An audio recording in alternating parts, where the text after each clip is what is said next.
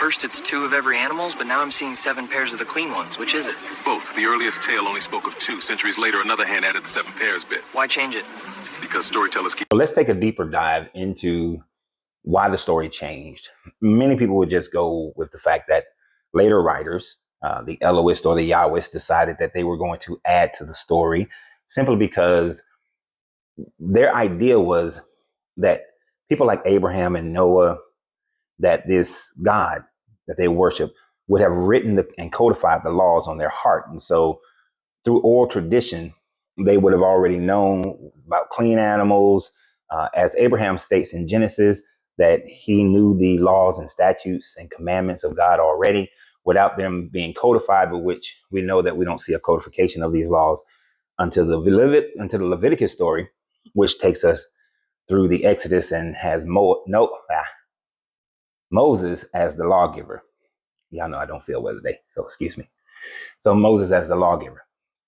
Now, this seems like a plausible explanation that the writers in around the 700s BCE, throughout the time frame of the Torah being codified into the Greek era around the 3rd century, 2nd century BCE, that when they went back and they rewrote these stories, added to these stories, they added 7 clean animals. They added that Abraham already would have had it written on his heart.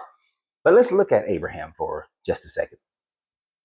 How would Abraham already have these things written on his heart when we consider the fact that Abraham, who was a Sumerian from the city of Ur, according to the story, and the primary gods of Ur would have been the moon god Sin and the goddess Ninharsag. Now, the thing about the moon god Sin is that he was a god of shepherds, and we know that the Abraham story identifies him as a shepherd. We also know that he was a god of fertility, since the moon cycles and a woman's menstrual cycle correlate with the idea of that, which is why we see some of the storyline being how Sarah was barren, but God made her fertile. So it kind of walks in hand with Sin being a god of fertility. Also, we know that according to Sumerian rituals, Sumerian tablets, that the worship of Sin was done by bringing food, bringing bread and wine, bringing meat to honor the god at the ziggurats, and also by washing the statues of these gods 3 times a day. We can see the similarities, as scant as they are, when so-called God and 2 angels come and visit Abraham, and he offers them food and wine and bread, and he washes their feet so that they can rest. So we see some of these similarities, these carryovers of Abraham's previous religion into this god Sin, the moon god Sin. Now, where some of it changes is when he comes in contact with Melchizedek. If you do not recall the story, when he comes in contact with Melchizedek, we see that he defeats these kings, primarily from Sodom. And when defeating these kings, Melchizedek, who is the high priest and priest king of the city of Salem, which later becomes Jerusalem, that he was given first 1/10 of everything that Abraham had conquered, not everything that Abraham previously owned, but only what he conquered. And then Abraham gives him the rest of everything that he had taken from the people of Sodom. Now, the question then becomes about Melchizedek being called the priest of the Most High. Many people like to think that him being the priest of the Most High would be the God Yahweh, that Abraham and Melchizedek worship the same God. This is true, except for the fact that at this time frame, it is not Yahweh that is being spoken of, but it is El Elyon. Melchizedek was a Canaanite. The city of Salem was a Canaanite city in and around that 2500 BCE, which is the time frame of Abraham. So it was a Canaanite city who worshiped a pantheon of gods, but the supreme deity in the pantheon system was El Elyon. Later on, we get in Jewish tradition, you get the I can't think of the word. You get the mixing, the combination of Yahweh and El Elyon as one single God. Melchizedek, there's not much else mentioned about him until you get to more of your some of your later writings in the Old Testament and your New Testament writings, when they're saying that Jesus was from the order of Melchizedek, which then he would be from the Canaanite polytheistic order of worshiping El Elyon in around 2500 BCE. These ideas of them being mixed together really come from writers outside of the Torah and writers outside of the Bible. As far as Josephus was concerned, he wrote that Melchizedek was a high priest king of the Jewish people, and he would become of Jewish descent. But before that, he was not considered of Jewish descent. He was Canaanite, which those Canaanite people, their DNA actually connects them to the people of Lebanon. And then it was Philo of Alexandria who actually wrote that Melchizedek was the high priest of El Elyon and was the Logos.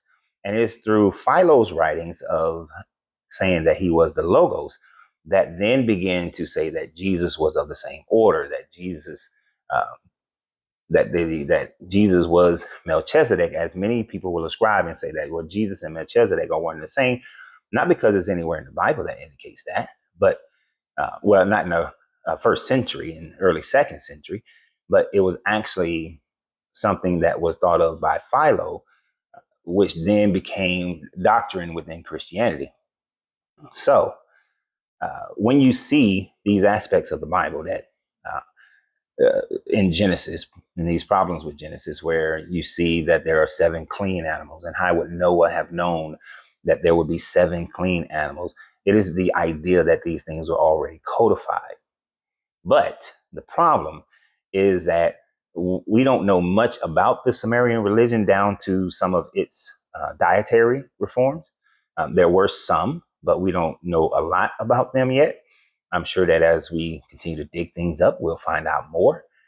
But there were certain dietary requirements that they had. There were certain foods that was meant for the gods that they would entreat the gods with.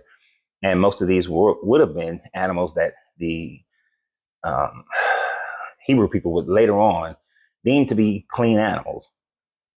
So this Canaanite religion that becomes the Israelite religion has its beginning in the worship of El Elyon, then Yahweh being one of his offspring, and later on them being merged together and having the wife Ashura, and then Ashura being dealt away with in around the 7th, 6th century BCE, and especially being really done away with under the Persian rule, which would be around the latter half of the 6th century into the 5th century BCE. So the real reason that Abraham and Noah knew of some of these clean and unclean laws, or the laws of this God, is because they stem from the Sumerians, but they then were added based on the writers of the day from the 6th and 7th century on down, or the 8th century on down to the 2nd century, writing to a contemporary audience who would have already been under those laws, and it would help them to understand why, it will help them to understand how Abraham became the father of their religion. And then from Abraham, you're able to get into Moses with the actual codification of those laws.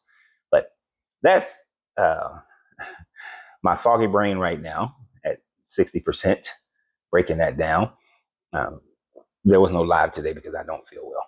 So just wanted to get you guys a video out today. Something that I have been working on. So y'all have a great day. And always remember, you have to free yourself to be yourself, because your greatness is non-negotiable. Good journey, good vibrations.